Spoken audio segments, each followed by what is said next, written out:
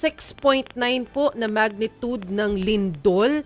Gaano pa po katagal yung inaasahan natin na mararamdaman ng mga aftershock at gaano kalakas? Yung aftershocks would probably last for several days to several weeks. By definition, yung aftershock is 1 degree lower than the main shock. So yung main shock natin is magnitude 6.9.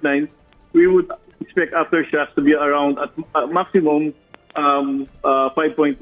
But so far, yung aftershock, pinakamataas na aftershock na na-record natin is magnitude 4.8. So sana, ganun na lang, hindi na ito itataas pa. But again, habang tumatagal naman yung aftershocks natin, hihina and kukonti. But if magkaroon ng aftershock that is yung magnitude is 5.9, hindi na po yan surprising kasi po again by definition pwedeng magkaroon ng magnitude 5.9 na aftershock. Hello, ang lakas pa rin ng 5.9.